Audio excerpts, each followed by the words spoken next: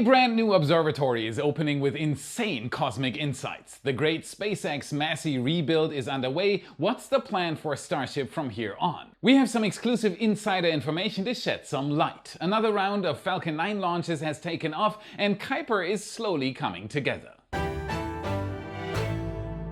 My name is Felix, welcome to What About It, let's dive right in. At 11 a.m. Eastern Time on June 23rd, scientists unveiled the first full-color images captured by the Vera-C Rubin Observatory's 3.2 gigapixel LSST camera. The reveal was streamed live from the summit in Chile, marking the start of Rubin's commissioning phase and its first real glimpse of the universe. The observatory has been in development for nearly 2 decades. Funded by the US National Science Foundation and the Department of Energy, Rubin was designed specifically for one purpose: to create the most comprehensive time-lapse map of the dynamic sky ever attempted. That's something never done before. Its 8.4-meter mirror feeds light to the largest digital camera ever built, capable of imaging an area 40 times the size of the full moon in a single exposure. Every 30 to 40 seconds, it captures a new patch of sky with nearly 1,000 exposures expected each night. Today's first images showed over 10 million galaxies. But these snapshots are only a hint of what Rubin is built to do.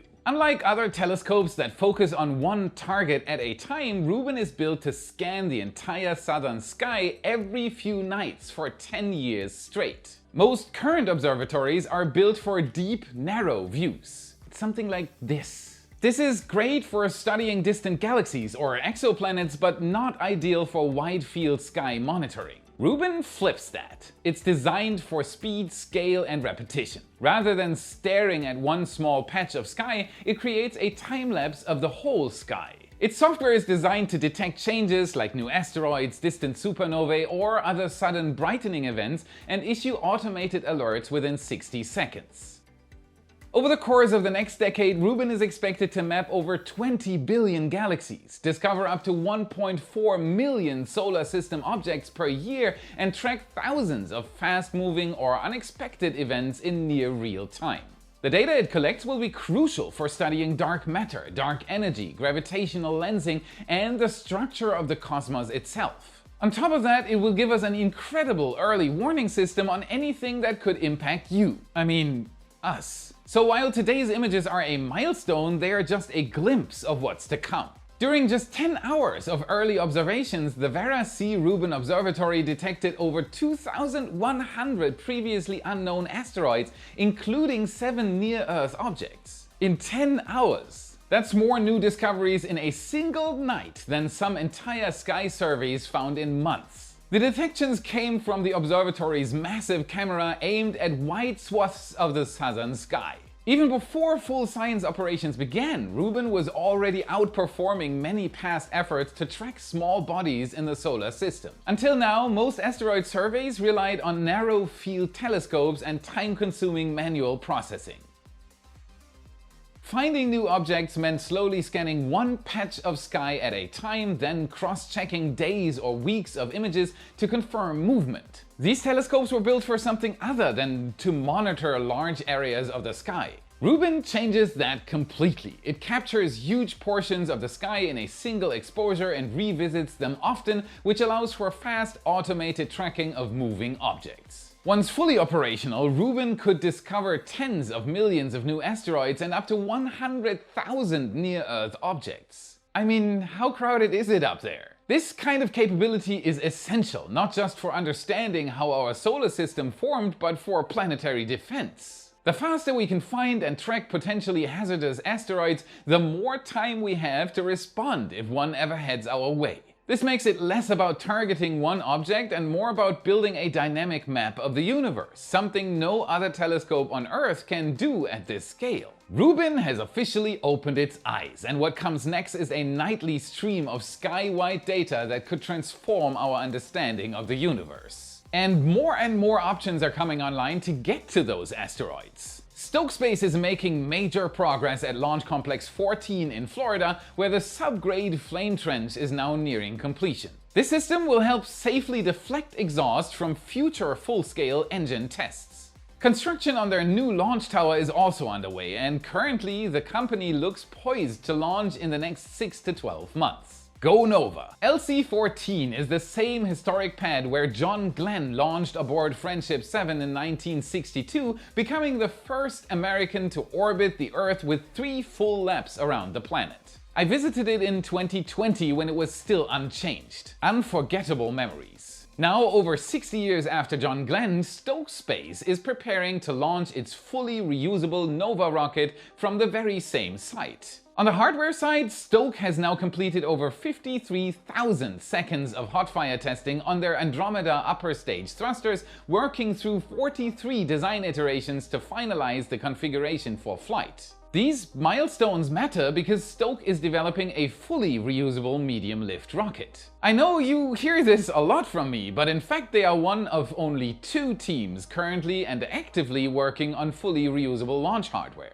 There's SpaceX and there's Stoke Space. That's it. Everyone else has chosen not to have the second stage reusable so far. The overall testing results show their hardware is maturing quickly, while the flame trench and tower construction mark a shift toward integrated system testing. It all points to a company moving fast, faster than any we've seen for a while. Before we continue with Starship news, here's something you can do to help ensure that we can keep reporting these things. Hit the subscribe button to stay informed. Like this video if it brought you value, and become a wise supporter for extra content. Secure your access to up to 7 picture galleries per week, satellite, helicopter and ground photos, and 3D animations. Chat with me and gain more insights on the topic you love. The entire team is waiting for you. You rock. Starship updates. Now let's tackle that next company going for full reusability. We have some exclusive info for you. Here comes the big one. A source familiar with SpaceX told Why that there is reason to believe the failed composite overwrap pressure vessel, or COPV, installed in the nose cone may not have matched the one listed in the official documentation. The paperwork showed that the correct COPV was scanned and logged as installed, but a lower rated pressure vessel may have been used instead. This detail could be significant in understanding the cause of the explosion. If the installed COPV was not designed to handle the full pressure load, this may have triggered the failure during testing. Furthermore, the source told us that SpaceX is actively considering alternative test methods for static fires until the Massey test site is fully restored. If we know anything about SpaceX, a temporary setup may look unconventional. And we wouldn't have it any other way. Now let's talk about comfort for a second. We spend a lot of time sitting at our desks, and we are no strangers to back pain related to endless sitting hours. We're very happy to present FlexiSpot as the sponsor of today's video. Their height-adjustable E7 Pro desk is an amazing product helping to improve health and well-being. Height-adjustable desks help you change your posture from sitting to standing multiple times per day. This is so good. This has a positive effect on both your health and your productivity. And the E7 Pro is not just any height-adjustable desk, it is as beautiful as it is sturdy. A wobbly desk is a thing of the past. With its dual-motor 3-stage semi-C-leg structure, This is like super stable. it is ready to take seriously heavy loads with ease. 440 pounds of static capacity stability make it suitable for almost any task imaginable. Woohoo! To learn more about these exceptional desks, I encourage you to visit their website at www.flexispot.com. FlexiSpot provides all kinds of standing desks and ergonomic chairs to meet your demands. If you have a limited budget, you can choose their E7. Don't miss out, shop now and use my code Felix to save an extra $50 off and get your own E7 Pro Standing desk. Click the link in the description to learn more. Alright, all healthy and height adjustable, great! Let's continue with the exclusive story. The information we received suggests that while SpaceX is still working to understand what went wrong, they are simultaneously considering alternative testing setups and permanent ground support upgrades. Now, as you chew on that for a little bit, we have updated cleanup pictures thanks to another helicopter tour from our photographer Jordan. SpaceX appeared to get the go-ahead to return to the site just a few days after the incident. And there's some work to do to get the area operational for testing again. The explosion left a mess, and the main roads through the site were littered with debris last week. That's changed this week, as crews have made progress clearing and organizing the debris into taped-off areas of the test site. No doubt for investigation purposes. Most of the larger chunks of Ship 36 have been brought back onto the site, including large pieces that had been blasted into the brush and the nearby Rio Grande River. This tells us just how powerful the explosion was, with a force strong enough to scatter stainless steel hundreds of meters from the stand.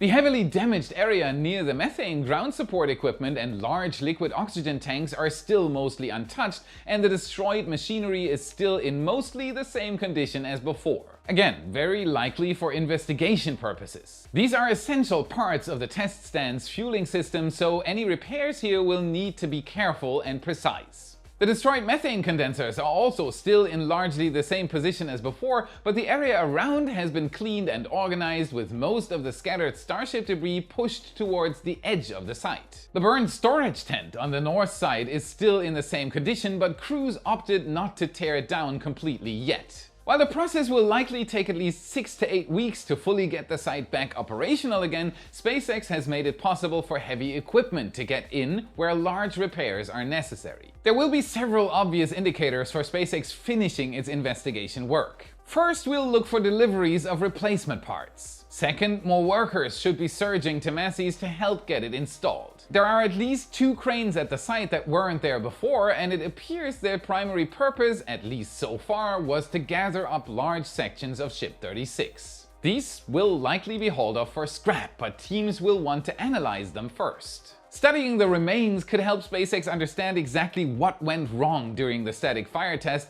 and improve safety and procedures going forward. COPVs are usually some of the more robust pieces of rocket hardware. SpaceX is undoubtedly being very thorough in its investigation, exploring all possibilities. If the tank was indeed the wrong size, it would have a lower pressure rating than the correct one. This means it would fail sooner. An incorrectly sized tank also might not fit correctly, and it might have entirely different safety margins than the correct size. If this was the case, not the design of the rocket, but the process of building it would be to blame. Testing will need to resume soon if SpaceX is going to keep pursuing its ambitious Mars goals for next year. What do you think? Is there still a chance for a Starship launch to Mars next year? Let me know in the comments. Also, Massey still has other unused pads and platforms that SpaceX could use as a temporary solution to keep the testing cadence going. The flame trench itself, for example, remains operational and largely undamaged in light of the explosion. We'll watch closely for any development on site. Do you want to see amazingly cool things like this from the air with your own eyes? Check out redlineheli.com/Felix for a once-in-a-lifetime experience and $25 off flying in a helicopter above Starbase. The Redline helicopter team is waiting for you. They'll show you the same views our photographer gets on his Starbase flights.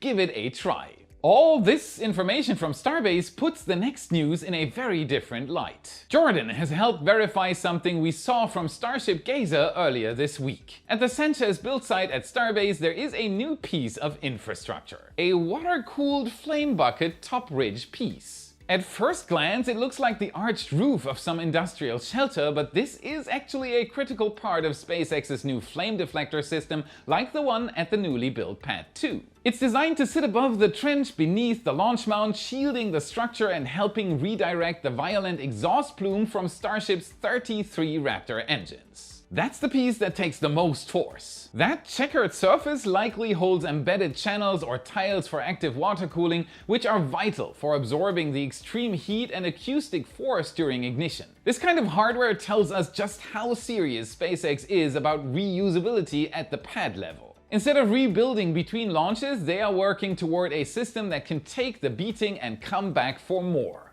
But why did it appear out here at Starbase right now? The only other Starship flame trench SpaceX is currently building is at the Cape in Florida. But seeing this part at Starbase opens up the possibility that this flame diverter might be for Texas? It could, in fact, be the first piece of hardware for a future retrofit of the original OLM at Pad 1. While this is a possibility, the Florida option is still there. Time will tell. Its appearance is also highly unlikely to be connected to the Massey incident, as it takes far longer to produce this part. SpaceX is known for its humorous repurposing of older ships and prototypes across Starbase. From creating a restaurant with an old Starship's aft flaps to donating a forward flap to Brownsville International Airport, they keep things fun. Near the two megabays at the build site, you can see a new kind of stop sign has been placed in a grassy clearing. But if you look closer, you can see that this is actually a grid fin from a Super Heavy booster prototype. Which prototype do you think this came from? We do have booster 12 and 17 nearby in the rocket garden,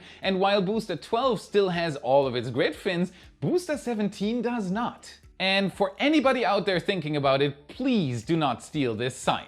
The Massey incident even becomes visible at the rocket garden. What looks to be a spot for a third Starship stand has been excavated and pea gravel has started to be poured into the gap. Ship 20 is currently the only ship stationed at the rocket garden, and two other ship transport rings are nearby. If SpaceX decides to move straight to Block 3 testing, could we see both Ship 37 and 38 moved out here? It's not clear if SpaceX is actively preparing the area for them at the moment, but it is likely. So why did I mention Masseys as a possible reason? If there are no static fires and SpaceX keeps the production of ships going, they'll need a bigger parking lot for ships. SpaceX is also making progress renovating Remedios Avenue behind the parking garage. Everything becomes more shiny now that it is a city. Tunneling sections are visible near the discharge area at the edge of the property as well. SpaceX will use these to redo the drain next to the possible new ship stands in the rocket garden.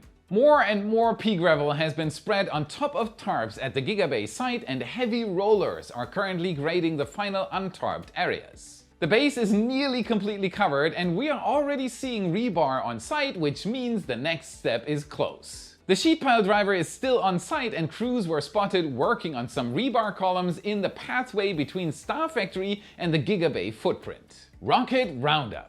On June 23, 2025 at 6:54 a.m. Eastern Daylight Time, just before sunrise, ULA's Atlas V rocket thundered off the pad at Cape Canaveral, carrying Amazon's second batch of operational Kuiper satellites into low Earth orbit. Yes! The mission is officially named Kuiper 2, and it deployed 27 broadband satellites into an initial orbit of about 450 kilometers. These aren't prototypes, they are full-scale production units. Combined with the 27 satellites launched on Kuiper 1 back in April, that brings Amazon's total on-orbit count to 54. So why does this matter? Project Kuiper is Amazon's answer to Starlink, a rival satellite internet network that aims to bring high-speed, low-latency broadband to underserved regions around the world. So far so good. And while Starlink already has thousands of satellites in orbit, Kuiper is still in its rollout phase. And they are behind schedule, roughly by a year. This mission was originally scheduled for June 16th, but was delayed a week due to a last-minute purge system issue on the booster. The Atlas V 551 used for this launch is the most powerful Atlas V configuration there is. It sports 5 solid boosters on the outside of the first stage, and both stages performed flawlessly. After reaching orbit, the Centaur upper stage deployed the satellite stack as planned, and the individual Kuiper sets will now raise themselves to a 630 km circular orbit using onboard propulsion, same as Starlink. This height gives Kuiper satellites fast internet speeds while still being low enough to safely fall back to Earth on their own if something goes wrong. Amazon plans to ramp up its launch cadence significantly, with future missions scheduled on Atlas V, Falcon, and even SpaceX rockets under a cross-launching agreement signed last year. If they stay on pace, Kuiper could begin limited service trials by early next year, putting real competitive pressure on Starlink for the first time ever. But to even get there, Amazon has a regulatory finish line looming. The FCC requires them to launch 1,618 satellites by July 30th, 2026.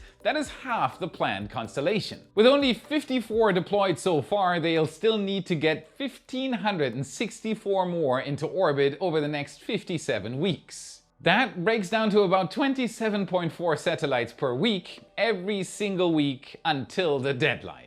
Or a launch like this one, for the next year, every week, good luck. While Kuiper is still ramping up, SpaceX is deep into routine operations. On the same day as Amazon's Kuiper at 1:58 a.m. Eastern, a Falcon 9 lifted off from Cape Canaveral's Slick 40, carrying 27 Starlink V2 mini satellites to low Earth orbit. This was Starlink 10-23, the 57th Starlink mission of the year. The booster for this mission, B1069, completed its 25th flight and returned to the drone ship a shortfall of gravitas. The recovery marked SpaceX's 465th successful booster landing. Once again, the launch and return sequence was executed flawlessly. These satellites will join a constellation that now includes more than 7,800 satellites in orbit, nearly 7,000 of which are believed to be operational. For Starlink, the focus is not on initial deployment, but on maintenance and expansion.